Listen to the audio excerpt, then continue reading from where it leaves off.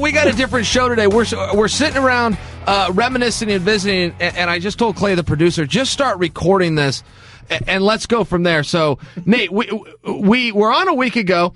We had a huge reception. We got all these people saying how much they like to hear us talk, and I'm sitting back going, well, Nate and I never got into anything. We talked about one issue. We never told any stories about Team Quest. People are like, oh, no, I love the stories you're telling. I was like, oh, Nate, we never even started. So let's just have a conversation. Yeah, all I did was bitch for the entire hour. But I said, if you want me on again, this time I'm really going to tell you what's pissed me off over the past 10 years. And people, when you said that on Twitter, were like, oh, no, what's Nate going to do? I'm like, you're missing the sense of humor. That's the irony. Yeah, you're missing. Most people just don't comprehend that I have, because I have a really, really dry sense of and I don't consider myself intimidating at all. So when I say these things, there was a guy way back in the day, I can't remember his name, but he was a welterweight at Team Quest, and he was really good. And I just walked up to him and I went, what weight class do you fight in? He goes, welterweight. And I look at him and I go, stay in your own damn weight class. And I walked away, and I was like, that was hilarious. That was awesome. Well, the next time I see the guy, he hates you. He's like really angry and won't even talk to me. And I'm like, dude, what's wrong with this guy? He's like, he is terrified of you because of what you said. And I was like, I forgot. People don't get it. They don't get it. Well, and if he's the new guy, right, and the number one contender in the middleweight, yeah, I can see where that would happen. So, all right, we were talking to Joel. Say hello. You're sitting away from the mic. Hello, everybody. There you are. This is the Godfather. So, Nate, what we were talking about earlier is we were talking about how Team Quest started, how it actually started, and the history of it, for me, is very relevant and it's very interesting because history has been rewritten over the years. I've heard other people say how it started or who formed all these different things. It's like, well, that's not what happened. I was there at the beginning. You were there at the beginning. Mm-hmm. It used to be a gym called Performance Quest, which was a totally different deal. And as far as the fight team went, there was you, there was me, there was Robert Follis, there was Randy, Dan Henderson was in town. And then we just have whoever would come in. I remember Matt Thornton popped in a few times. Dennis Hallman used to come up. I don't think Thornton ever came out to Quest. He stayed at Straight West Gym. Oh, at Performance Quest? Yeah, now when I say it a couple of times, that's probably a literal statement. He probably came in twice. Okay, yeah, I could see that. And then Dennis Hallman started coming up, and Dennis would bring Jeff Munson with him, but those guys were driving like 3 hours, and that was kind of a random thing too. Yeah. Over time, that gym closed, and a car dealership opened up that was owned by Joel. Joel opened the back room of the car dealership, put a wrestling mat down, and he went right to Randy. And he goes, hey, I know you guys are training. If I create a space in the back. That's not what happened. Jump in. Correct. So what happened was we opened the car dealership, me, Chris Lauschie, and we put Matt Lindland's name on the sign, figuring he just made the Olympic team. A whole bunch of people are going to come in and buy cars because Matt made the Olympic team. We're not selling any cars. And Rick Franklin, who's our attorney, who also owned with Frank Hartner the building that was Performance Quest. He calls me, and I believe it's 2001. It's still freezing cold, so I'm going to say January or February 2001. Franklin calls and says, "Hey, Randy needs a place to train. I got some mats behind Gresham High School. Let's roll them out." Now, my partner, Chris Lauschie, is gone. Now, he's my partner, but he's the one that signs the check. So he makes the final decision. He's gone. He's at the auction. So I know if we get the mats and get them rolled out in the back before he gets back, he can't say no. So that's what happens. So we go pick up the mats. They're the yellow frozen mats in the middle of winter. And we roll them out in the back bay of the dealership. There's nothing there. It wasn't even insulated, that room. There's nothing. No. The walls, they were poster board because remember when we started fighting, Randy run somebody through every stick of the wall. Yeah, so a hole through every wall. So we get the mats. We get the mats rolled out. Now Chris Lauschie was a horrible wrestler. Horrible. As a matter of fact, he was second in the state. Sorry, Chris, he's dead, and you know you sucked. But. So he comes in with the checkbook, and you know that big sliding door, So he opens up the door, and I said, hey, Chris, Randy needs a place to train. Is this okay? And he's like, yeah, great. He drops the checkbook, and he runs straight out to me. He gets an underhook, and he foot sweeps me, my own move.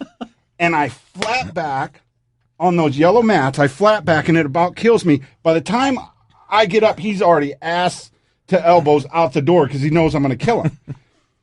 So the first thing I do is I go to Lowe's and I buy $800 worth of insulation. Remember the insulation? You never went to that gym without there being insulation under it. No, I was there from the beginning. I know, but there was insulation from day one. They were never, this very day that we rolled out mats, I went and bought, I think it was $700. After you get foot swept, you go buy insulation. Absolutely. Okay, before anyone else comes in. All right. Because if I'm going to if I'm going to wrestle back there and get my ass kicked, because I'm not a fighter, I'm a car guy that used to wrestle. So I go buy about $750 and I can't finish it. And I call Randy and I say, hey man, I'm already in this thing, $2,000. We're not even selling any cars. $2,000 is all the money in the world. So Randy goes up and buys the rest. And that's how it started. And it was a place for Matt to train and Randy to train. It was cool. There was no thought. There was no business side to it. There was never a business side of it until you opened the FCFF. And by that time, Randy had already fought. He'd already beat Pedro the second time, because remember when we went out? That was the first time I ever went to UFC. Was Randy was going to fight the rematch with Pedro, and I went up to him, and I've been training with Randy for years now, one of his core training partners, and I said, hey, buddy, I'm going to go to Vegas and watch you fight the rematch against Pedro. If I can be of any help whatsoever, let me know. And then he just looks at me and goes, well, actually, Follis was going to go to Japan with Dan Henderson, so how about you come down and corner me, and I'll cover your expenses. I went, awesome. Even better. I'm there. Yeah, so we get to Vegas, and my job for the week was just babysitting Randy. Made sure he had everything he needed, went everywhere he went. So that was my first experience in UFC. So had you'd already been to the dealership, though, to train, because you were one of the first guys. Well, I started going to Performance Quest because that was when I had my falling out with Straight Blast Gym. And so I remember just when I told this last time, Thornton said I was no good and I never would be. I went over to Randy and kind of told him the story, and Randy was just like, yeah, that's bullshit. No, that says more about him than it says about you.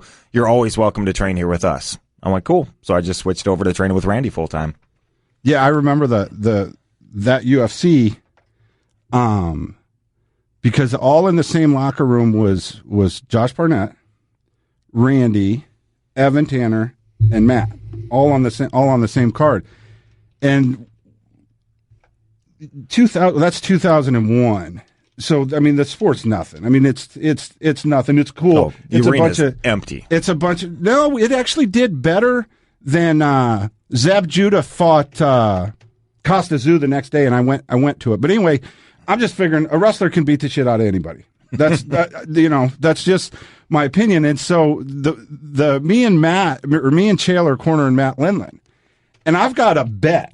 I've got a parlay going that I'm checking on my phone as Matt's fight. He's going to kick the shit out of Baroni. Okay, I don't know who anybody is. I don't care.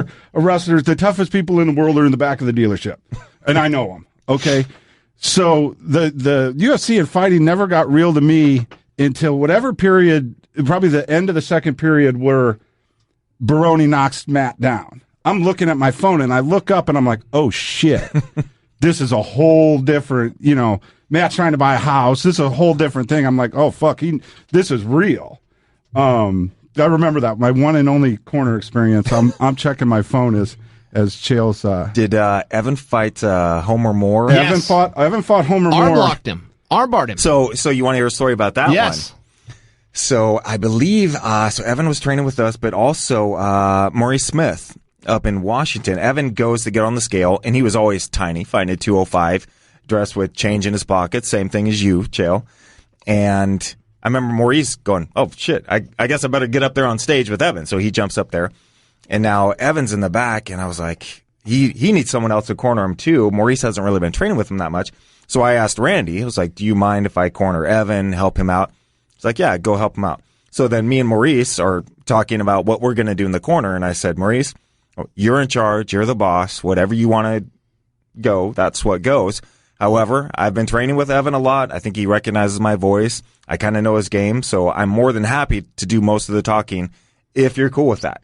And Maurice, being the good coach that he is, said, that sounds like a perfect idea. I'm a kickboxer. Generally, you've been training with him. Go ahead. So First round, Homer Moore is taking down Evan over and over and over again. Evan's got a great triangle, but Homer Moore is a bowling ball. And every time Evan would go for the triangle, Homer would just shrug it off, take cross sides. Evan would get guard back, go for a triangle. Homer would. So Evan lost the first round. Comes back to the corner, and so now I'm telling Evan, all right, buddy, Homer is just too big for the triangle. What I want you to do is you're going to flop for the triangle, but when he goes to shrug it off, you're going to switch over to the armbar, and you're going to tap him with the armbar. And Evan looks at me and goes, I've never done an armbar in my life. I don't know how to do that. And I look at him and I go, you know what to do. Just do it. Go for the triangle. When he shrugs, flop to the armbar. That's it. He's like, all right. Second round, gets taken down, looks for the triangle, doesn't get it, switches the armbar, taps out Homer Moore right then and there. And I'm standing there behind him in the ring, and I'm like, looking at him, because Evan was always just such the quiet guy when it came to the post fight. And I'm standing behind the camera, raising my arms up in the air, going, show some personality, buddy. Yeah, I love that. I love that. I love Evan Tanner's stories. A little bit before that. So Evan is living in the dealership. He's actually living in Matt's camper/trailer. Yeah, and there's no that if it was a home, it would have been condemned years ago. Yeah, it's if I were to buy that at the auction, they would have to pay me to tow it to my dealership. So Evan, I know he doesn't have any money, and remember the reason we called him the Camel is because he would never eat unless we'd have a cookout at Randy's house or my house or somebody else's, and then he'd eat for like 2 hours. So he's got a fight coming up. He's got to win this fight. I think me and Chris had loaned him some money. And so I finally get him to come home with me. I finally get him the week of the fight. I finally get him to come home with me. He comes home. Apparently all you fucking fighters are allergic to cats, or my fucking cat. So he's allergic to cats. He wakes up the next day. One of his eyeballs is huge. So he gets with Trish, Randy's wife, and he gets some medicine to get that down. And we don't know if he's going to get cleared to fight until he literally gets cleared to fight whatever day, like Wednesday or whatever day it was. We never knew if he was going to get cleared to fight. I don't think he could see out of that eye when he did fought. I also remember when Evan didn't wrap his hands. And the wrap guy came in the back and wanted to check the wraps. That's when it was still optional. Is that right? Well, apparently it's the only time I was ever back there. But when I fought without wraps because Evan did, because I thought it was so fucking cool. And then that's just a bad idea right there. It's just a bad. You're right. It's just a bad idea. My wrist is still fucked up. So the wrap guy comes back and if you remember Evan. If you asked him a question, even if he knew what the answer was or knew what you asked him, he'd always say, do what? Evan, we're going to Vegas. Do what? I always love that. So anyway, the guy comes back to check his wraps, and he said, do what? And we're going to check your wraps. He goes, I'm good. I don't wrap. So they just put the tape around it. And that fight seemed to happen so fast because he was in the back quicker than shit. And I was like, what happened? He won. And that night, everybody in that room won. Yeah. Barnett, I think Barnett beat Bobby Southworth. No, Bobby, blonde hair kid. Yep. Am I saying the wrong? Yeah, Southworth was your season, of course. Yeah, Bobby something. Blonde haired kid. The big old strong, juiced up. Yeah. Randy kicked the shit out of Pedro. Matt kicked the shit out of Militech. And Evan armbar Homer Moore. Yeah. Matt had Baroni that night. It was Matt and Baroni Part 2. Nope. Matt Baroni Part 2 was the same night as Randy Pedro Hizzo. Okay. Bet you favor, because I think you want to go the other way. No, it was Baroni 1. 2. Matt fought, Baroni 1. Because I just said I was in the corner for the first time. No, you are right. There was some way to verify. It is Baroni, yeah. It is Baroni 1. It is Baroni 1. Yeah, that's right. So, hey, Nate, you were talking about Evan versus Homer Moore. Do you got the latest on Homer? Homer did a murder. Oh, I did hear that. Yes, Homer did a murder, and I don't even know the details, and I don't mean to make light of the story, other than there was something on it where they knew about it like 12 years before they could arrest him, and I think they even found the body in the trunk of his car. It wasn't a great crime. They just couldn't prove that he'd put it there. So he'd been under investigation all the way, well, right around the time that Evan fought him. It could have been a couple years after, or right at that same time.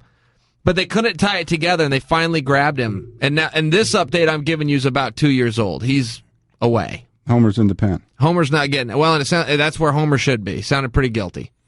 So Homer got his murder on before he squabbled with Evan? It would be right around that time. See, I only read the one report. Now, I knew Homer because he wrestled for Sunkist. I fought Homer more. And most importantly, he was getting ready to fight Evan Tanner at the MGM Grand. I'm out there purely as a fan, and I'm at the Studio 54, 52, whatever that club is. And the night before, I'm looking at Homer Moore. I'm looking at this guy going, man, you look just like Homer Moore, but there's no way you are, even though I've known you for 5 years. There's no way you are because Homer Moore's fighting tomorrow night. No, it was Homer. He came up to me. We visited. It was Homer. He was out at the club before he fought Evan. Then got armbarred. Thank God. Yeah. Thank God. Evan went from the hospital to the cage to the blackjack table every time. And then, of course. And then we were talking about it before. God, you could talk for. I love Evan's story. So Evan wins the fight, goes back to parts unknown, wherever the hell he went, and then summer rolls around. The first summer of the car dealership. It's still not Team Quest yet because it doesn't become Team Quest until you have the FCFF show. So whenever your first FCFF show, the next day is when I'm like, okay, you got to do something back here. But anyway, to get back to Evan. And you said that to Robert's the guy you went to, right? Robert Follis. And you said, hey, you need to turn this into a gym? I think Robert, I told Randy, I didn't give a fuck who turned it into a gym. And then he would have said, Robert's your guy. Because do you remember when the FCFF was? February, I apologize, January 17, 2001. But even before it becomes actual Team, 2002. Before it becomes Team Quest, and what I was saying earlier is it was you, it was Nate, yep. It was Chael, when he could make it, because I still think you were wrestling.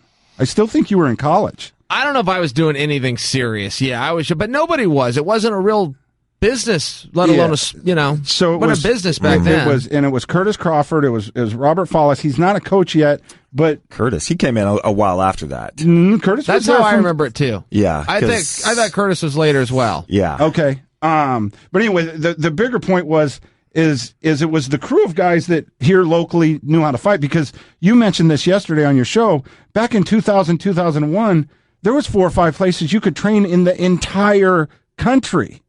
And nobody ever knew this grappling shit was going to take off. And the only reason, I've said it from the start, the only reason every motherfucker in the world wants to grapple is because wrestling's too goddamn hard. It's just too hard. So anyway, the funny part back then is Randy, everything rolled around Randy. And so he'd come in and say big gloves or little gloves. And if it was big gloves, what would we say? Fight to the death. That was it. And then we would just start going. But there was always a Washington factor. It was the local group of guys, and then Dennis Hallman, Benji Raddick, and then whoever would show up from Washington. And I was telling Nate and you earlier that Randy would make sure that he kicked the shit out of whoever the unknown guy was first round. So whoever that guy was, if he was tough, he wouldn't kick the shit out of the rest of us.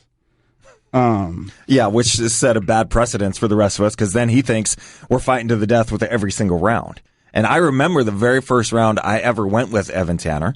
He had the 12-ounce bag gloves on, the gloves that are designed just to protect your hands, not protect your opponent. But that's what we all wore back then. So whatever you could grab. It wasn't that big of a deal. But he is just throwing haymakers. And he had just fought for the world title, got knocked out by Tito, dumped and knocked out by that. And here I am sparring with the former number 1 contender and doing pretty good. And I remember I asked him, is this the pace that you want to go at? He goes, yeah. You want to slow down? And I was like, hell no. this is awesome because I'm hitting you a lot more than you're hitting me, and you just fought for the world title. And when you bring in these random guys that would come in, then Evan, who became part of the team, it would build up your confidence because when you're just going against Couture, Lindland, Henderson, those guys, you're just like, oh, well, obviously I suck. I'm never going to be up to anything because you're going with multiple world champions. So it was always nice to have these new guys come in where you could stand a chance. Yeah, and I remember that too with Evan, particularly because of the power of TV. So we were such fans. I'm sure you and I's perception was the same. When Evan walks in, it's like, oh my gosh, that's the guy from TV. That's the guy that just fought Tito. I saw that guy on a poster. And, so there's this excitement there. Evan doesn't say 2 words. No. It was very hard to warm up to. Do you like me? You'd always wonder that because here he is, your teammate. So we all have a camaraderie towards each other. On the other hand, he couldn't say 2 words. And I remember he would go with the strikes. He would go harder than we were used to at Quest. We would spar at Quest, and what he about would his fight. kick? Oh yeah, that was his biggest move. Was that 10? That big power kick? Boom! Oh, and it snapped. It'd make a big sound. Nobody knew how to throw a fucking kick. Well, and everybody had something. or even block one, or take one. The good sparring partners, everybody had something where they thought was okay. Like you go with the guy, he'd take care of you, but then he thought if you went to your body, he could go 100% because it was a. And Evans' thing was the leg kick. He would do whatever, but that leg kick was coming 100%, no matter how fatigued you were, how experienced or how inexperienced, or who you were. He thought it was okay. He would kick the Carlock guy in the leg as hard as he could, just as he'd kick you fuckers. Well, it's just the leg. What's the big deal? It's a leg. Yeah, it's a leg. Yeah, everybody has something like. Even when you tell the story about how Randy would rough up the new guy on his first day. All Randy would do was check his cardio at the door. Randy would grab him, push him, and pull him until the guy was exhausted. Randy's not bloodying a guy and elbowing a guy, nothing like that, but Randy would push that pace with grappling. So he'd grab a new guy. New guy's exhausted, and then he could come out and go with the rest of the boys and not hurt anybody. Randy was the alpha in that gym, man. It didn't matter who you brought in. Well, and now if 2 new guys showed up too, I don't know if so there was the extra part of this was Randy could only kick the shit out of one guy at a time. So the fresh new guys usually kicking the shit out of me, because I'm not a fighter. I'm just and you're huge. I'm just back there, and so the other random new guy would get to kick the shit out of me before then having to go with Randy that then get the shit kicked out of him.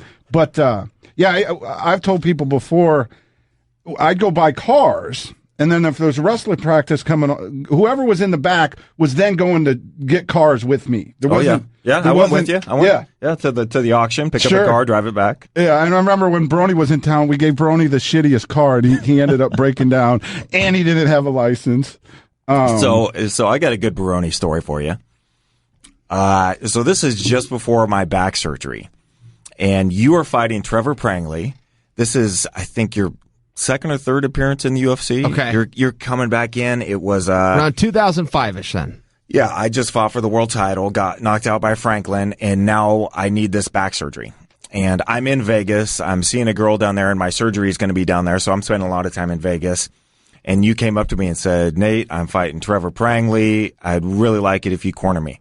And I said, Chael, man, I'm happy to do so, but my back hurts so bad, I can barely stand. I'm going to be of no use to you whatsoever. And you looked at me and you said, Nate, sometimes when you're getting in a fight, you just want your friends there. Yep. And I went, that's all you had to say. I am there. So first fight of the night at the Hard Rock. The place is empty. There's maybe 5 people in the crowd, and one of those is Phil Baroni. And Phil had been training with Trevor Prangley, whatever gym he was at the time. I want to say AKA or something like that. That's right. And you can hear Phil no matter where he's sitting. Cheap seats, front row. And he's on the floor, maybe 4th or 5th row back. I'm sitting there in the corner, just racked with pain, sweating. I'm hurting so bad. But you put on this, it's just a technician, just a schooling of Trevor Prangley. It was just one of those, if you want to learn how to wrestle in MMA, this is the fight you should watch. And you've had a couple of those fights. Somebody else, Nate Marquardt, when you fought him, same thing. But against Trevor Prangley was just phenomenal. All your athleticism, your skill, your timing with your takedowns. You still can't break eggs with your punches. It is what it is. It is what but it is. Your takedowns, incredible.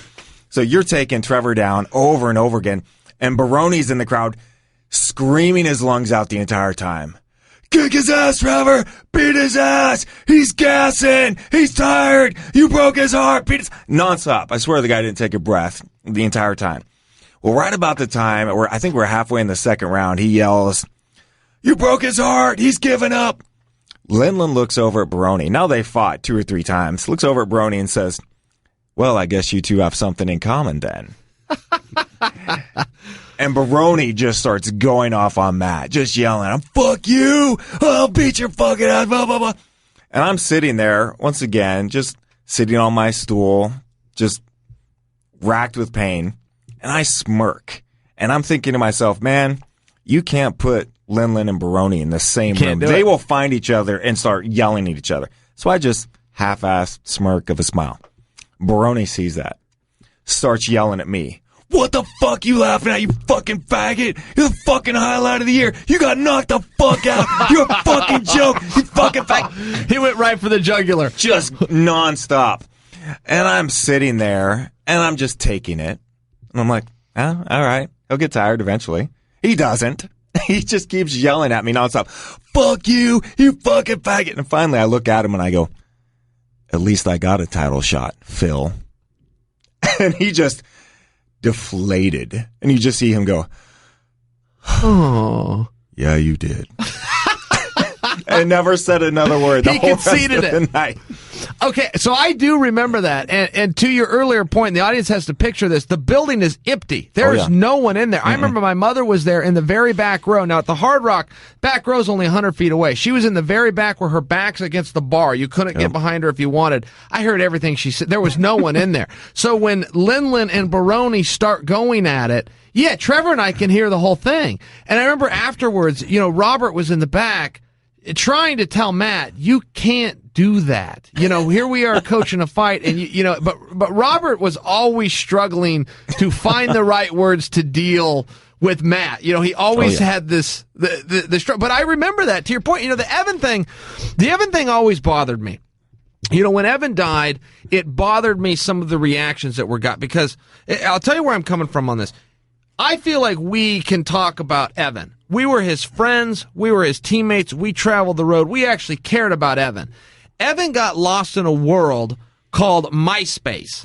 And I have to tell this to the audience because MySpace is basically long gone. There was no Facebook at the time. The word Twitter didn't exist. And he got lost in this MySpace where he's communicating with complete strangers. Now, that's the beauty of the internet.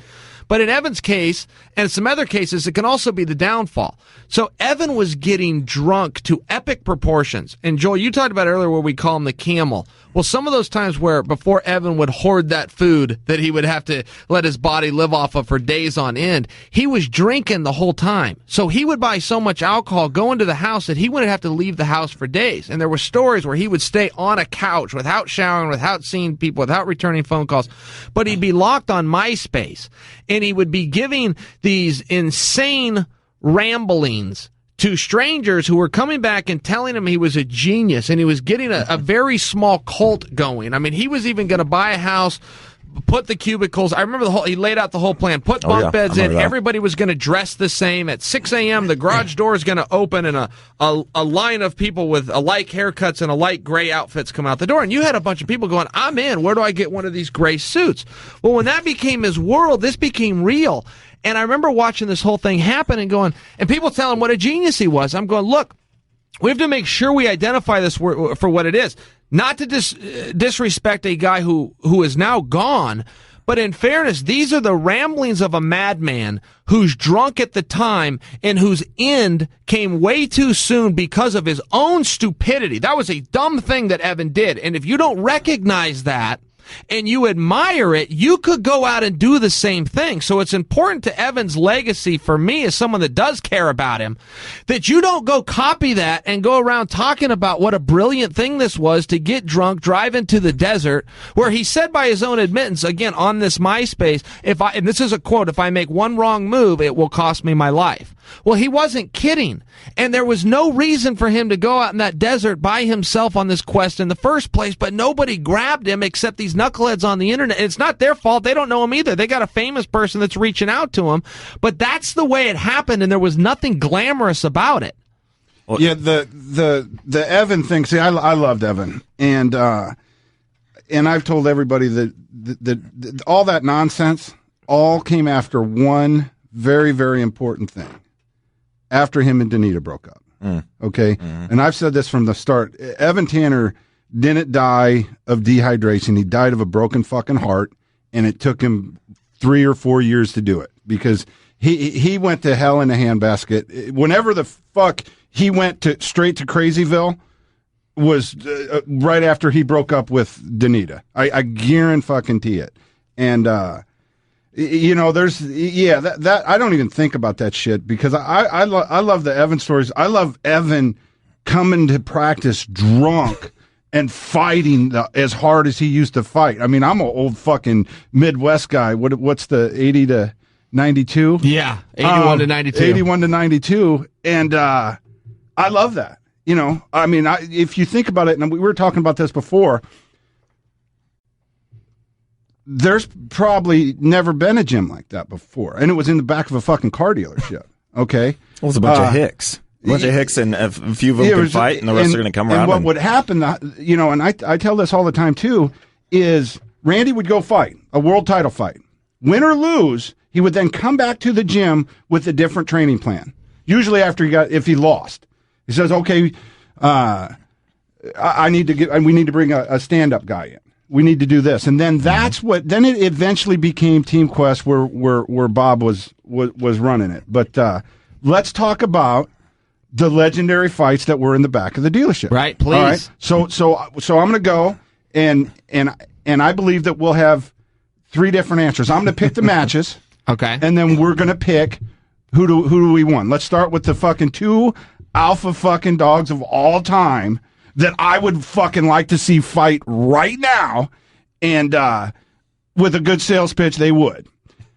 Who wins back then, Dan Henderson and Randy?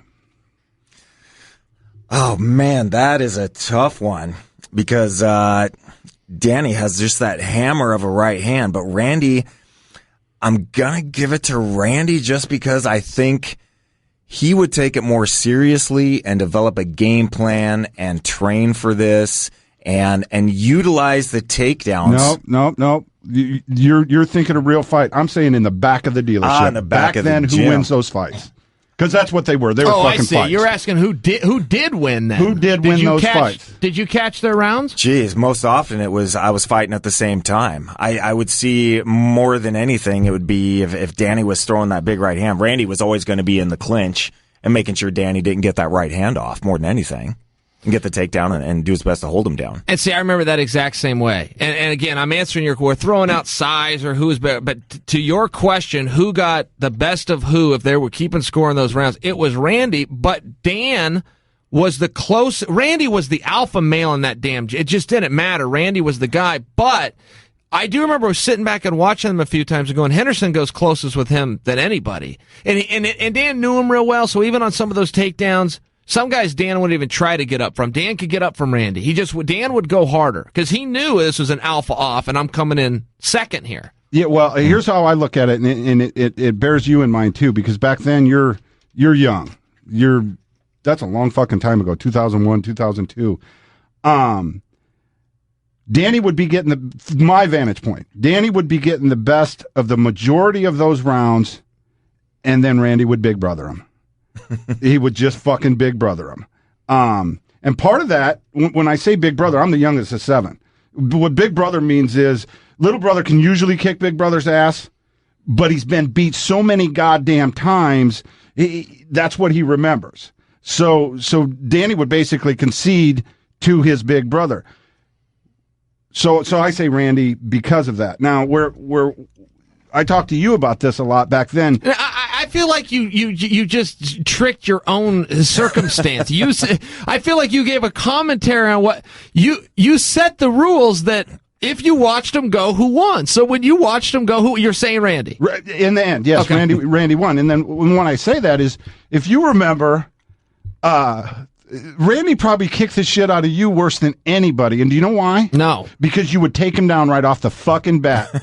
You would take him down and you would win the first 2 minutes of the round, and sure shitting, before the end of the round, you would be stuck over in the fucking corner, Hell's Corner. Remember, Hell's Corner was the 90-degree corner, the far corner past there the is one. no cage in the world that is a square, and yet every gym around the country is a square. Has a square corner. And I see this, I'm like, what the fuck is wrong with you people?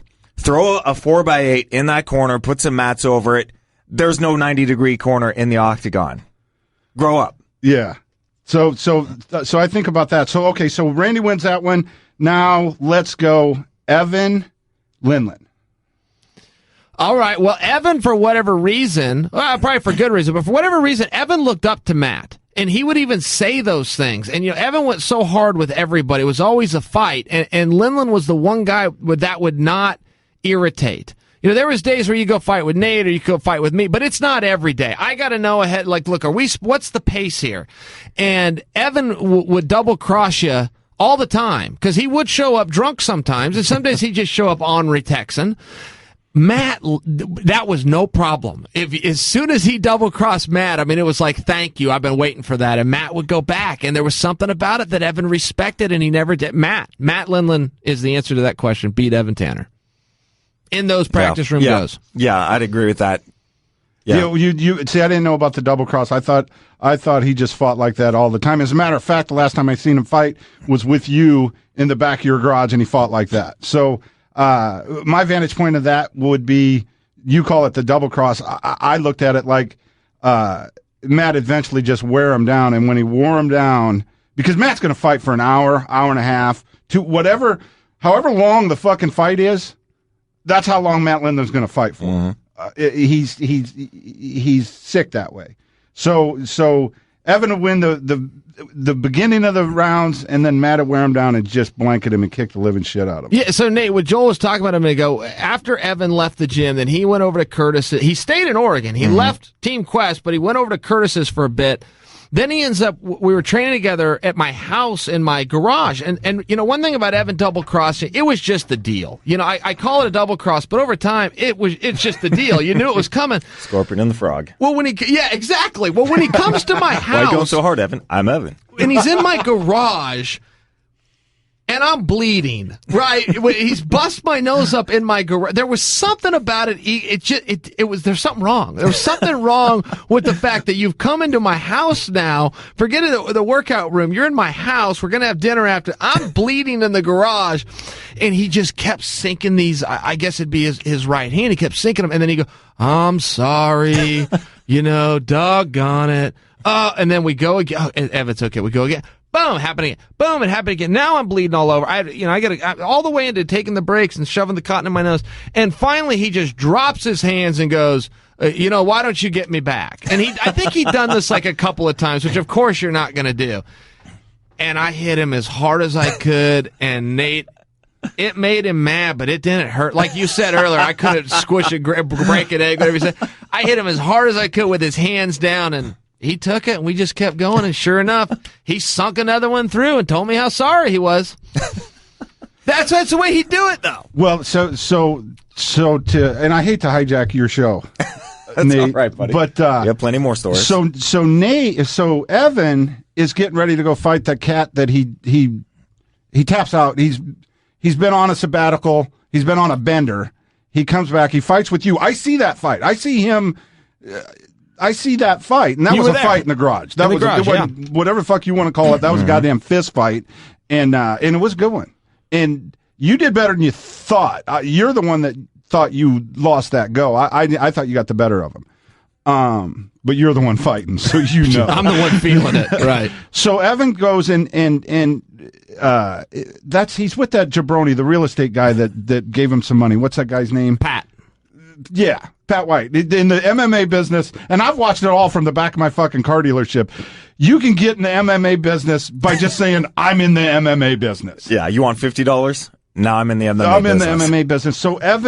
So Pat White's, what's that his name, Pat White? Yeah. He's his coach. He goes and taps out whoever the fuck it was. I think this guy ended up killing himself. The guy that he tapped out. I'm at a complete loss. Evan comes back, and he's training for a fight, and he wins that fight in the first round when Evan came back. Okay. I think this is before he wins the world championship. No, it's after. Evan wins the world championship. He gets beats Dave Terrell, loses to Franklin, and then he disappears. Okay. And then whoever that comeback fight was, he armbar the guy. Pat White was his corner man. He armbars the guy, and then he disappears again. Little guy with purple hair or something like that. There you go. Yeah, I know what you're talking about. Yeah, Leben ended up fighting him later on. So, but again, so the last time I see Evan fight Luigi is with you. Florentine? I think so. Is that who it was? No, Google it.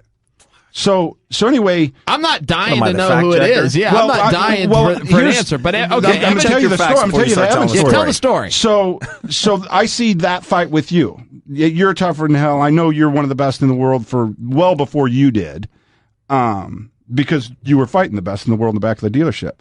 So I see that Evan taps that guy out. Now Evan goes on a legendary bender, the 2-year bender, a 1.5-year bender. He decides to sober up, and I negotiate his contract to get back in the UFC. And Evan decides he doesn't want any sponsors. He's shithouse mad by this time. That's right. Evan was going to turn down sponsors. He doesn't want any sponsors. He wants to be sponsored by the fans. So he also doesn't want to turn down a fight. Now, people are turning down Evan. Joe Silva's trying to get Evan a fight, and Okami's name comes up, and Joe Silva calls me, and Evan's thinking is, I don't pick fights. Whoever wants to fight, I just go fight. That's part of the game. Remember, he was all about, I ain't a fighter, which is the biggest bullshit line in the history. If Evan Tanner wasn't a fighter, there's never been a fighter. But his MySpace friends told him this was a good idea. Yeah, but Evan told me, man, I'm fucked up. It's going to take me a long time to get back to where I was. And in my head, he's as tough as he was in the garage. And so they call about Okami. And I told Joe, what Evan told me is, he'll fight whoever you guys want him to fight. And so I say yes. I get back from wherever the hell I was, and Joe calls me, and he says, Evan calls me, and he says, hey, I ran into Joe Silva in Vegas, and he says I'm fighting Okami. And I said, yeah, that's what you said. You'll fight anybody.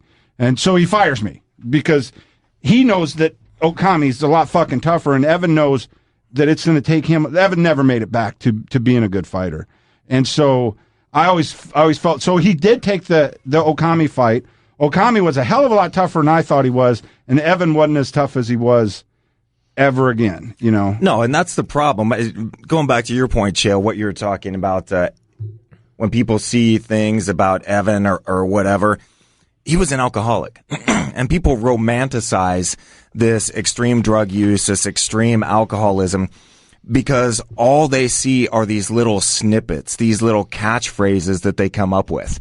They're not there when they've shit themselves while they're sleeping and have to clean it up. They're not there when they've almost gotten into a drunk accident. They're not there for the day-to-day slow decline of this alcoholism that led to his death. So it's very easy to romanticize this from the outside when you don't see this incredible waste of talent that he had, that he could have been an incredible champion for a long time, or at least been a great contender for a long time, but he let his alcoholism get the better of him. And I've known so many alcoholics that's how they rationalize it to themselves.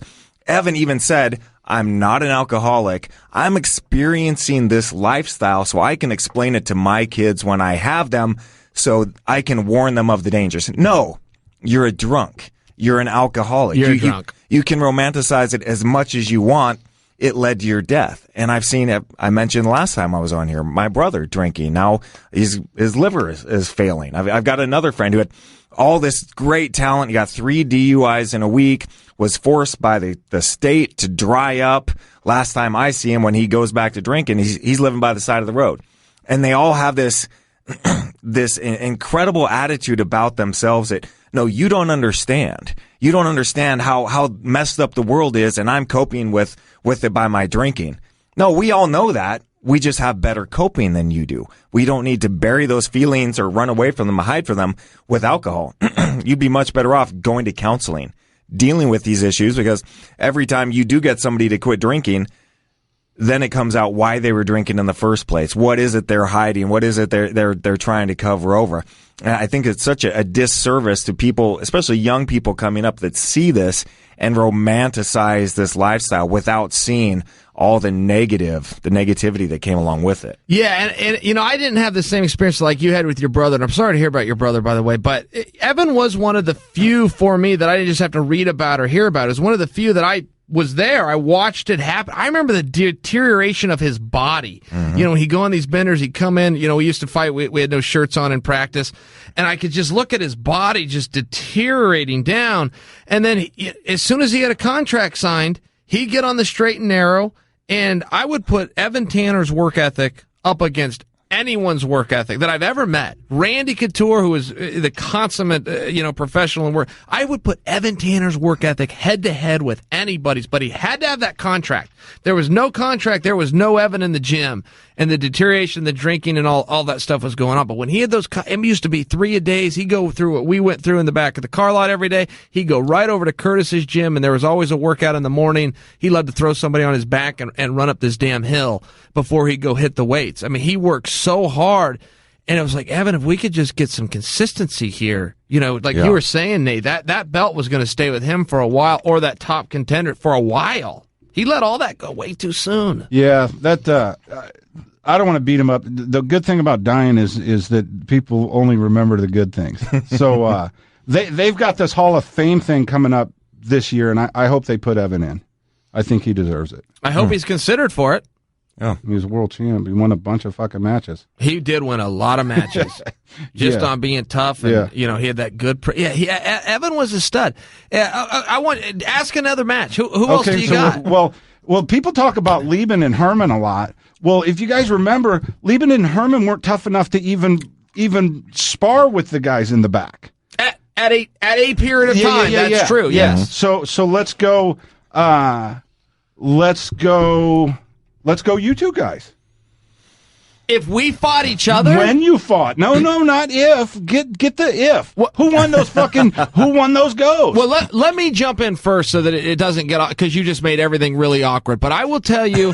You're the one that told me to. Yeah, I did. I suppose you had to ask that. But I'll tell you, there was two different times in Nate's career when I remember standing back and just going, this guy can beat everybody. It was right before the Ultimate Fighter, and no one knew what that was. No one knew, like, what are they going to do when they go off to this thing called the Ultimate Fighter.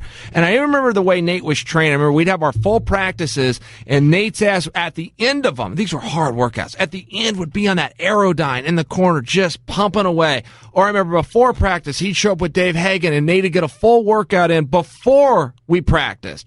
And I remember at that time, myself, to your question, or anybody else, Nate was the guy. And I remember another time, and I had this conversation on the record plenty of times, Marcus Lewis comes to mind, when Nate was getting ready to fight Rich Franklin. I remember just going, this guy's going to win the title. Marcus was calling me, and I think Marcus wanted to hear it the other way. I think he wanted me to say, hey, Nate's going to get his ass kicked. And I remember when they signed that fight thinking, well, Nate could be in over his head. I don't know Rich Franklin firsthand. I've never touched him, but boy, he sure looks good on TV.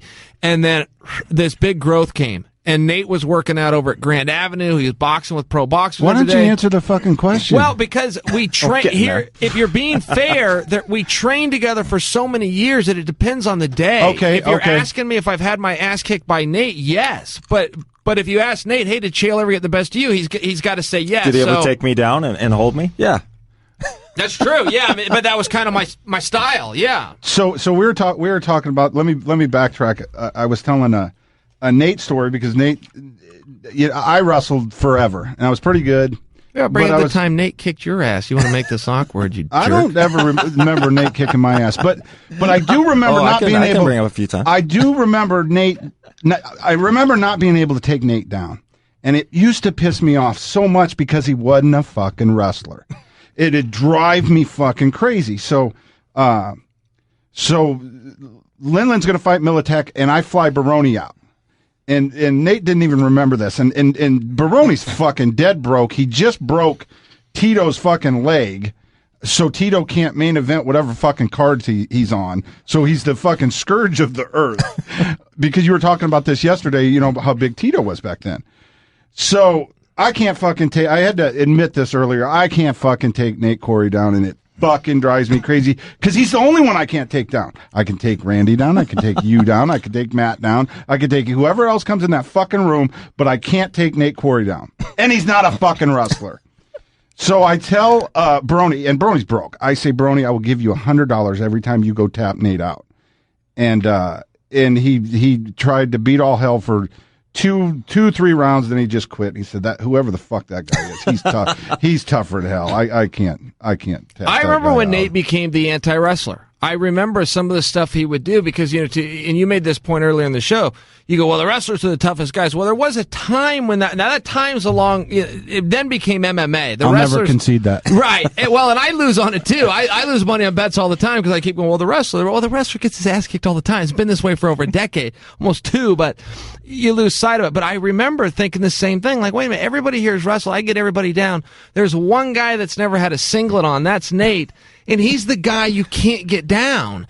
And so you start stealing some of these techniques. I can remember some stuff he would do with the tie-up position where he'd bring his elbows in. Well, if he brings his arms in, that's illegal. In wrestling, they'll call it stalling. Well, it's illegal because it's so effective. It's kind of like the dirty box guys. If you go look at boxing, there's a reason you can't grab the guy's collar and uppercut him because it's so effective. If you go look at the moves that are banned in certain disciplines, they're the most effective moves in MMA. Well, I'll tell you from my perspective, I was so sick and tired of being taken down by you guys over and over and over again. And we never had a real wrestling practice. There was never, okay, Tuesdays at 3, we're going to wrestle for an hour and a half. There was none of that. Everyone assumed I was a wrestler because I came out of Team Quest. But when we were doing rounds, it was fighting to the death. So there's no way in hell I'm going to shoot my half-ass shot on you, Linlin, Henderson, Couture, and not get punished for the next 5 minutes. So it was just, well, okay, if I take a shot on these guys, I'm dead. If I let them take me down, I'm dead too. But nobody was really coaching me on how to avoid the takedown. And so now when I do seminars, that's what I teach. It's stuff that I did that worked very effectively for me. There was one time I was doing deadlifts with Dolce when he was just starting to become the conditioning coach. He had me doing really heavy deadlifts, and my hips were so strong and had this pop on it. You and I are sparring. You shot a takedown on me. I sprawled on you so hard, hit you with my hips and dropped. You flew backwards 3 or 4 feet and thought that I kneed you in the face because I just popped my hips so hard. But when I became the anti-wrestler, and this is what I teach you guys, the best way not to get taken down, don't wrestle with guys. And I'll walk up to somebody and I'll put out my hand and they'll shake my hand. I say, why'd you shake my hand? Well, you shook my hand because you're used to it. And that's the way everybody fights. I don't want to wrestle with the silver medalist, but now we're wrestling, so I've got to fight for my underhooks. Couture had me up against the wall. I remember this very clearly. Fighting for underhooks, working for his control. And I just went, I don't want to do this anymore. I am never going to be as good a wrestler as Randy Couture. I'm very conscious of who I am. Unless you time travel me back to 5 years old, give me a completely different upbringing, I'm not going to be as good as a world champion wrestler. So why am I wrestling? And I put both elbows in and just covered as he was trying to dig underhooks. And I remember Randy had this look of puzzle on his face. What is he doing? Why isn't he wrestling? He should be fighting for an underhook. And I just sat there kind of with my chin down and my hands up and my elbows in tight, back up against the wall. And I sidesteps. I think I bumped him with my shoulder a little bit to create some space. I threw a right uppercut really short, a left hook, and a right overhand. And Randy stumbled backwards, and I took a half step off the wall. And I looked at him, I went, I am never wrestling with you again. And that was it. I'm not going to play the wrestling game with guys that are so much better than me. And so from that point on, I just kept as soon as we went into clinch, I may grab you by the back of the head. I may get you in a body lock if it's there, but no, I'm not going to fight for underhooks. So I lose every time. That's the reason I've never had anybody else do that to. I always wondered who showed Nate that, because no one's well, there's the answer. He learned it himself. That's why he's the only one. I fucking hated it. And then you would get so goddamn tired by trying to fucking take him down, or I would. Let's say me. And I'm like, this fucker doesn't know how to wrestle. I never claimed to. I never foot swept him. I've never foot swept Nate because he didn't go the right way. You're supposed to go that way. He wouldn't go that way.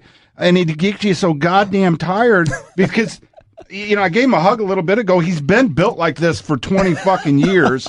Just built like a brick shit house, smiling. I'm the nicest guy in the world. Okay, fight to the death, crack. I grew up chopping wood, man. That was all I did, was manual labor since the time I was a little kid. So here's another name who was tougher than hell. I like this game. Who? Benji Raddick. Oh, tougher hell yeah. than hell. I cornered him his first fight at the Roseland. Just a phenomenal wrestler. Benji got what fight to the death was, by the way, when he would come up, because he would get down. Super fast too. I watch all you fucking guys spar now, and it makes me sick because I remember how you used to spar in 2002 and 2003. You go fight. Mm-hmm. Every round was a fucking fight. So let's pick another one. Well, wait. So Benji Raddick. So he's at one of the UFCs. He's got almost nobody there to corner him, like a couple guys, and I can't remember if he asked me to corner him or if I offered, but I could see that he was in need. I was like, Benji, you got nobody really here for you. I've cornered you before. I've worked with you for a long time. I'd be more than happy to corner for you. He's like, yes, please. That would be awesome. So me and these, I think 2 other guys go out to his corner who I've never seen before. Benji specifically asked me to be there. Up comes the commission. You've got too many guys in the corner. And so I tell the other guys in the corner, and Benji is fighting the little fire plug wrestler, blonde guy, had the title for a while, at lightweight. Sean Shirk. And I knew this was going to be a tough fight. And so I was prepared to give advice, use your range, use your punches, that kind of stuff. Commission comes up, too many guys in the corner, one of you has to leave. So I tell the other 2 guys in the corner, hey, commission wants one of us to leave. Benji specifically asked me to be here to corner him. Can one of you guys leave? And they both look at me and go, no, I'm on TV. I'm not leaving. And the commission, I look at the commission. I'm like, well, now what? And the commissioner goes, cool. He gets no corner. All you guys are out of here. And I start taking off all of my gear and I throw it on the ground. And I go, I'm cool. I'll go sit in the back. It's all good. And so I went and sat in the back so these 2 guys could be on TV, and Benji lost the fight. I remember exactly when that happened, that you were the guy Benji wanted. You turned to the other guys, and they refused because, to your point, they were on TV. I love the honesty. Up. I hate the story, but I love the guy just saying, hey, I'm on TV, fuck you. I'm a redneck from Washington. That's a real thing. You can get bit by that bug and look at your own self and go, oh, gosh, I'm a fool, which I hope that they have come to that conclusion, but I remember that day because I remember asking Nate, going, what happened there? And he goes, the commission came up and these guys wouldn't leave, so I did. I was in charge, so part of being a leader is I had to go. Well, Michael, I wanted Benji to win. Never once have I ever said that guy won because of me. I may have a tiny little portion in their success, but I'm not the reason why they've been successful. If I want them to succeed, I'll do whatever it takes. Lindland Henderson. This is the hottest debated one. Did we not do this yet? No. Okay, I'm going to give you my take, but I hear people go around and around on this because at that time, Henderson was known as the better fighter. I thought that was about as close to a draw as you can get, and if I had a tip, but I thought Lindland got the best of him. And I will concede to the story that Dan's best thing he could not do in practice, which was to knock you right the hell out. Yeah. Now, he would trick you sometimes to do it, but from what the goes I saw, I thought it tipped towards Lindland. I'd probably go I'd say pretty much the same thing, that Danny, his biggest weapon was the right hand. And although he broke my nose in practice, he blackened my eye many a time, I know that he may have been punching me at 90, 95% power. It was never 100%. He smashed me so hard one time, and I've only been dropped once in practice, and it was by Greg Thompson kicking me in the jaw. Dropped me, and I bounced up, shot a takedown, took him down as he was in shock that he knocked me down. Danny hits me with this big right hand. The only reason I don't fall down is he then closes the distance. I fall into Danny. So I'm leaning against him. I look down, and there's just blood pouring out of my nose all over the mat. In which we stopped. So, yeah, Danny was that guy. He was always throwing those big punches, but he never brought it 100%, maybe 99%, which was enough to knock out most people. Yeah, I'm going to go with Matt too. To that point, so back then, I'm training every day with you guys, and I'm getting in pretty good shape. But Danny only comes in when he's going to fight. Yeah. So Danny comes in, and it's been a while since he'd come in, and me and Danny are going to go first go, and it's big gloves. So it's fight to the death. And he says, how hard do you want to go? And I said, fight like brothers. So we start going and fucking crack. He hits me with the donkey punch, and he hits me so hard. I want to cry. I want to cry. I'm just seeing stars and everything, and I'll never forget it. He says, I got brothers. And I'm like, all right, fucker. So I'm not going to concede. Get back in there. Cracks me again, and now I've got to fucking call it all good and go to my office. He hit me so goddamn hard, and I know I got a concussion, and he knows I do too, because all week long he's checking in on me, and he wants me to fucking concede how hard he fucking hit me, but I do now. Henderson was really fair. You'll hear these stories, but he wasn't a bully. And the reason I say that, and Lindland was the same way too, if you did it back to him, it was fair game. And I remember the day, because Dan would hit the hell, he'd hit you so hard, and then he'd deny, it wasn't that hard. I remember the day that Randy broke Dan's teeth out. Those teeth, they're still gone. He still wears that implant. And Dan would tell the story, and he said, it wasn't that hard of a punch. He just, hit me right in the mouth. He was never mad about it. And then they finished the round, and we took his mouthpiece out. The teeth just came with it. The point is, Dan could give as good as he was never mad at Randy. Doesn't have those front teeth. He'll never have them again. It's just the way it was. It wasn't that hard of a punch. Just cut me in the right spot. I think some of the best goes. The person who went the best with Randy, I think, was Matt. And I think it was Dan. I thought that's who. I'll tell you guys a fight that did break out, and I happened to be out this round, whether you guys saw it or not, is Lieben fought Dan. And I don't mean they sparred. Lieben would go a little bit too hard, and this was... Do you remember the precursor to this, why it happened? No. So I wasn't there for the fight, so I'll let you tell that story. But so Follis told me this beforehand. He just said Danny just beat the hell out of Lindland. It's like, what the hell happened?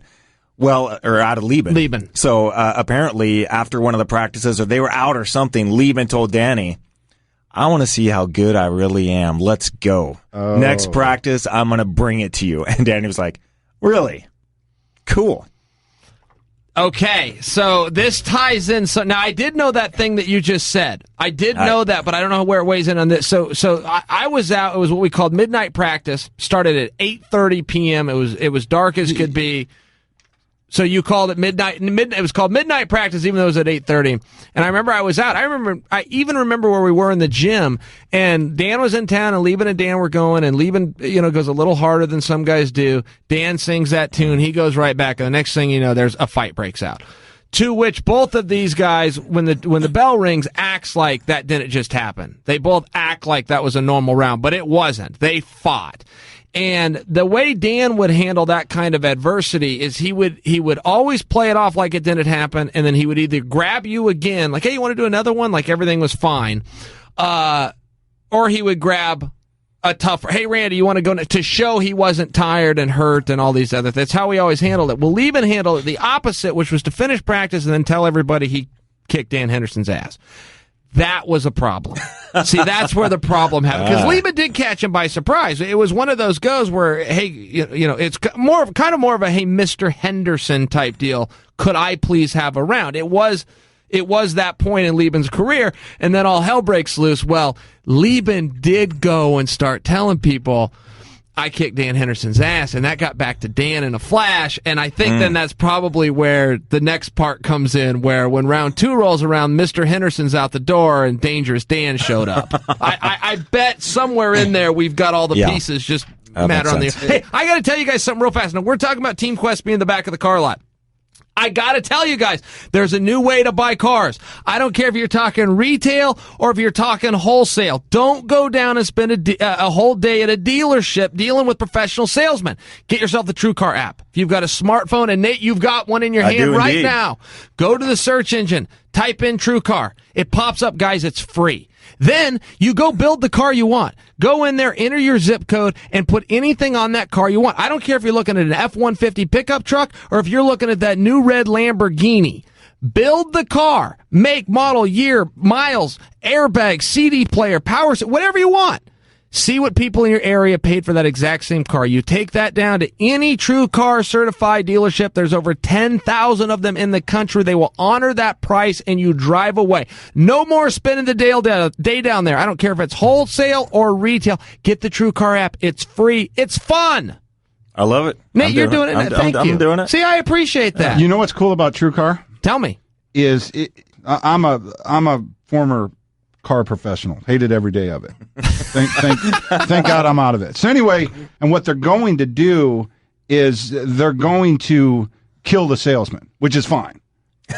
Seriously, which is Who fine. hasn't wanted to kill a salesman? Especially a car salesman. Oh God, it's the worst. It's the worst job in the world ever. So when I told people I was going to be back on this podcast, I alluded to something I could tell the Scotty Smith, Matt Lindland story. Tell it. We're talking about fights in the gym.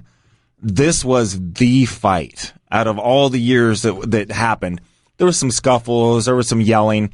This was a straight up beat down by Pride rules.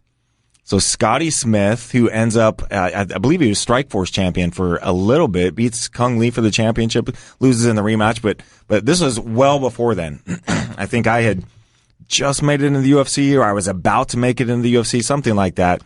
Scotty comes up. He's got a fight on Saturday. So he flies up to Portland, up to Gresham, just for the week of sparring. A lot of guys would do that. They'd do their conditioning, they'd do their drilling back at their gym, and then to get the timing, to get the toughness, they'd come up and train with us at Team Quest because they knew that we would put it to them. And I want to say it was Wednesday afternoon practices, around 3 or 4. I think it was Wednesday. It was a beautiful day, and for some reason, everybody was done with the practice. I don't even know if you were there. I wasn't. But Scott, if I may jump in, was Randy's personal guest. Randy was his contact that brought him up. Yep. Randy was not there. Fawless was not there. Lindland was the big dog in the gym at that time, for that day especially. Everybody's done with practice. For some reason, Scotty Smith and Matt Lindland are going to do one more round, which is always a bad idea. Never do one more round. Always say maybe 2 or 3, even if you know you're only going to do one more round. The bad shit always happens in the last round. Always do at least 2 more rounds. So they're going, and Scotty kind of has a pace where he reminds me of the video game Excite Bike. For the younger viewers, you're not going to remember it. You would go really hard and fast, then your engine would overheat, and you'd have to chill, wait for the engine to rebuild up, and then you could go again. And he was always 100 miles an hour until he would get gassed, and then he would just shut down. He would lean against the wall with his hands up, his elbows in. So Matt and Scotty are sparring, and Scotty's going at this hard pace, and he gets gassed. And he's laying up against the wall, and you can see Matt just kind of go, okay, well, I guess he's gassed then. And Matt slows down, starts throwing a lot lighter punches, just kind of going through the motions like a good training partner. Scotty gets his win back. Scotty being a southpaw, you see his hand raised back up, boom, straight left, right down the middle, cracks Matt right in the head. Well, now it's on. They go from one corner of the mat all the way over to the other corner of the mat, diagonally, right in front of me. And they're just swinging punches, throwing these bombs. Scotty gets tired again. Goes into a shutdown, turtle up mode, just kind of closes down. And once again, you see Lindland this time take a pause and just literally shake his head. Not this time. And boom, just starts swinging punches from the cheap seats. Scotty now realizes he's in the fight of his life, comes out of his shell, starts throwing back, but Scotty's gas. They go from that corner of the mat all the way down to the other far corner of the mat. Scotty doing everything he can to stay alive out of the distance. Now Scotty's exhausted once again, so exhausted he can barely stand up. Now he's leaning up against the wall mats again, turtling up, chin down, hands up. Lindland just throwing punches like crazy. Out of the distance, I hear Chris Wilson yell, "Knee!" Lindland throws a knee with those long, gangly legs right into Scotty's sternum. Scotty drops down to all fours. Now Lindland starts yelling at him and cussing at him. "You motherfucker, you coming to my fucking gym, you try to knock me the fuck out, you go fuck yourself, you motherfucker." Shin kicks him, soccer kicks him in the ribs twice. Boom! Boom! He's still yelling, "God damn, you come in here, you try to throw down with me." Head stomps him. smashes him on the base of the skull, drives his head square into the mat, not once, but twice. I'm sitting there watching this going, oh my God, he's going to kill him. Somebody should stop this. And I look around, and it's all the young guys at the gym. I'm like, oh, God damn it, I guess it's me. You are somebody. I guess I'm the guy. And I've never seen Matt this angry before, so I don't know if he's just going to start punching everybody that comes at him. Is he a feral animal at this point in his Wolverine berserker mode?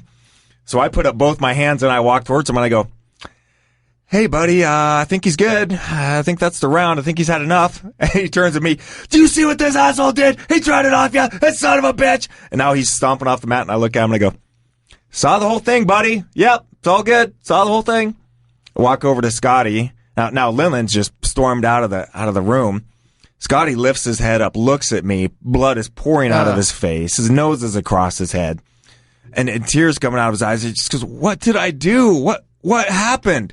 And I look at him and I go, yeah, buddy, saw the whole thing. Yeah, no worries. Let's get you cleaned up and get you taken care of and get him off the mat. I think he went to the hospital. He flew home that night. Should have. Supposed to fight that Saturday. Had to cancel the fight. So Follis gets back in town. Or maybe he was just not there for that practice.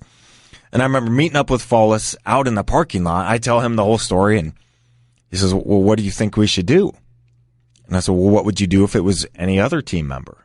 To me, this is where leadership comes. If someone at the top is not treated like someone at the bottom, then the whole pyramid falls apart. If this was me, if I did this, how would you deal with me? He says, okay, well, yeah, I guess we really need to address this. This can't go on in this gym. That's a bad precedent. And Matt's an owner of the gym with Robert. With Robert and Couture. For the audience, right.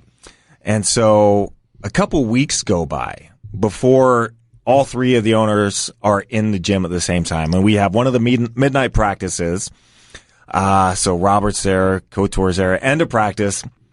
Randy hollers at everybody, all right, everybody, take a knee, circle up, center of the mat. Oh, Randy's sitting there, and he says, well, we had an incident, went down a few weeks ago, and I think regarding that, Matt, you had something that you wanted to say about this incident.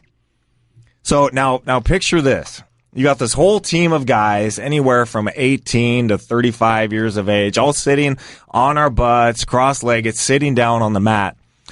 Lindland stands up and starts pacing around the circle, around our backs, pacing back and forth, just eyeing every single person sitting down. And he says, "With what happened the other week? Did that scare you?" And he'd stare at somebody. "Did that scare you?" He'd stare at somebody else. Did that frighten you? Are you scared?" "Well, I'm sorry. I'm sorry you got scared. I'm sorry you're frightened." And then he went back and sat down. And Couture looks at everybody and goes, "I guess that's the end of that. I'll see you at the next practice." And I'm sitting there and I just go, worst apology ever. Ever. And it's from the owner. See, that's why it was such a debacle of how are these guys going to handle it. Like, if it was one of us, we could have been kicked out. I mean, there's a lot of things you could have done. Whether it would have happened or not, there's a lot of things you could have done that you simply can't do. This was the owner of the gym. That is so wrong what happened to Scott Smith. I've seen Scott after that. I've never brought it up, but I've always wanted to just go, hey, on behalf of, we're sorry. That was really wrong. I never have, but I've told other people, give this message back to Scott, man, but that did not represent us. That's the Hurt Business. It's the Hurt Business. And yeah, you're right. He was going to headline a King of the Cage, which had made it to pay-per-view, which they weren't on pay-per-view. They'd made it to pay-per-view. He was going to headline. He had to pull out. I don't know if that show went on or not. And yeah, he flew home the next day, and I was like, well, yeah, of course you did. You came in here to work out and ended up getting soccer kicked. And Matt's apology. Yeah. Were you scared? Was it you? Yeah. There are so many punchlines to this story. All right, so let's go Lindland Sonnen. You know the one you're not bringing up? It's uncomfortable because you're putting me in there. You want to know the one you're not bringing up that I wish someone would? Was Lindland Couture. And I think everyone knows who won that was Randy, but the reason I was hoping it up was to make this point. You know, Randy was such a leader by example. He was a very quiet presence and a quiet leadership. he would do things to Matt he wouldn't do to anybody else because Matt spoke that language. So if Randy had a problem with Matt, they'd never discuss it. But when it was time to go, it was vicious. And Randy would be on top, and Matt would be pinned in that corner you're talking about, or a various corner. But Matt also spoke that language. Matt understood what it was for and what it was about, and he would change his ways based on that. So the Randy, Randy was the best partner you could go with. If you had no mouthpiece, you could go with Randy. He was never going to hurt you. He's just going to push your lungs to the limits to where you wanted to quit. Won a lot of fights by TKO. He'd just get you so tired and boom, boom, boom. The ref would have to step in. And there was an exception, though, which was named Matt Lindland. Randy he'd have it. Well, usually it's because the punishment for going too hard back then was you got Randy next. So if Matt would usually kick the shit out of somebody, and then he'd have to go with Randy next. So I think that was a bit of that. Do you remember the not to jump in, but the round robin with Dolce, Lindland, and I can't remember who the third guy. I think it was me, Dolce, and Lindland doing a round robin. You stay in for 3. Boy, I'm kind of misremembering the details, but out one. Yeah, and so you would stay in for 3 guys. Say Dolce was the last guy of Matt's go, then he would stay in, then he would get me, then he'd get somebody else. So long story short, Dolce is in for 8-9 minutes straight. He is so exhausted. He can barely keep his hands up. I think Follis or somebody yelled at him, shoot the double, try and take it down. Lindland throws a knee, and he's wearing the neoprene knee pads. I have no idea what they're even designed for, except to maybe prevent rug burns. Right, yeah, that's it. It's not to protect anybody. Sleeve. Throws the knee, cracks Dolce on the forehead. Dolce goes down. Blood starts pouring out of his head. I run over to him. Like, Dolce, you okay? Is everything okay? He holds onto his nose and breathes. Bubbles come out of his forehead. His forehead had been split open and the bone was cracked, so his septum was now letting air escape out of his forehead. He got Lindland. Yeah. Ouch. Skull cracking, I believe is what they called it. Now, Dolce was never that pissed about that. Was that a pretty fair knee, or did Dolce just hold back? Because he kind of said, like, I can't remember that, but Dolce was never that mad. He's like, man, this kind of was a free. I was coming in and he was coming up. Maybe the knee shouldn't have happened. It wasn't an intentional thing, but would it have happened if he was sparring with me? It just shouldn't have happened. Probably not, type of thing. And Dolce, I don't think, is the loud guy that is going to be really boisterous about what upsets him. What I've found with most fighters, they're very non-confrontational. And like you were just saying about Randy, he would never have a discussion with Matt about what was bothering him, but he'd be more than happy to give him a beatdown. Right. I'm kind of the oil and water in that. If something's bothering me, I'm going to say it. I'm not going to because I can't sleep at night I haven't slept in 10 years since all that shit went down last time. Yeah. Now I can finally sleep. Hey guys, I'm looking at this. We got to go. Does anybody have something we should wrap on? Joel, you got something it looked like you wanted to say. I got a great Lindland story. So Lindland's his first year of college. He's redshirt, and I'm a couple years older. I think I'm like 100 years old, but I think I'm only like 22 or something. And I start Big Brother and Matt, and I can't keep him. Every time we go out, he gets in a fight. And so before we go out, I'm like, Matt, do not get in a fight. Do not get in a fight. Do not get in a fight. So the season's over. There's this big party out at the wrestler house. And I tell him right before, do not get in a fight. I promise, I won't get in a fight. So I go in, I start partying. Sure enough, Matt's in a fight out in the yard. And I come straight out and I start yelling at him. I'm like, Matt, God damn it, I told you not to fight. He's like, I'm not fighting. This is a foot stomping contest. And he's jumping on the dude's foot with his big boots. The guy will throw a punch. Matt then, duck under, slams him on his head, stands up and starts smashing his feet again and looking at me with that big doughy look. See, it's not a fight. It's a foot stomping contest. That's funny. About the time Matt got in a fight right down here at the Oregon City Sherry's, and there was a few guys, but they let him fight one-on-one. And so Matt wins, and the guy tells him that he needed to change his shoes. He said, I'm in my boots. If I had my shoes on, I'd kick your ass. So Matt let him go to the truck to change his shoes, at which point he comes out with a baseball bat. And Matt still got... And all of Matt's friends are saying, let's go. Like, we're totally outnumbered, and the only reason this is working out is because they're letting it work out. At some point, they're not going to let this number game work out. So Matt goes, oh, no, we got this, like they were friends, even though they're in a fist fight in the Sherry's parking lot. Nah, he's just got to change his shoes. I need him to know I can kick his ass. He thinks like they're all, it's just the way his mind works. So the guy goes to change his shoes, comes out of the pickup truck with a bat, and used it. And Matt's buddy said, this is your last chance, and they did leave. Because it was just a numbers thing. I know a couple of those guys, I could tell you their names, and they weren't the kind that would duck and run. They just couldn't get Matt into the car, and Matt's got the scars still from that bat. I remember that. I think it might have been right after the foot stomping contest because he came back beat to hell.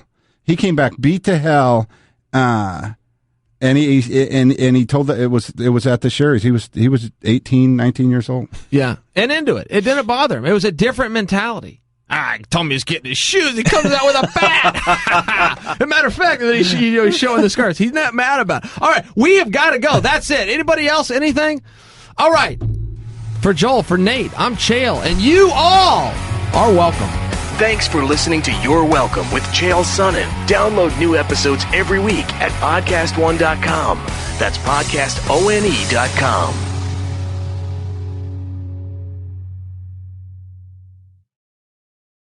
Stay tuned for the latest AP News headlines from Podcast.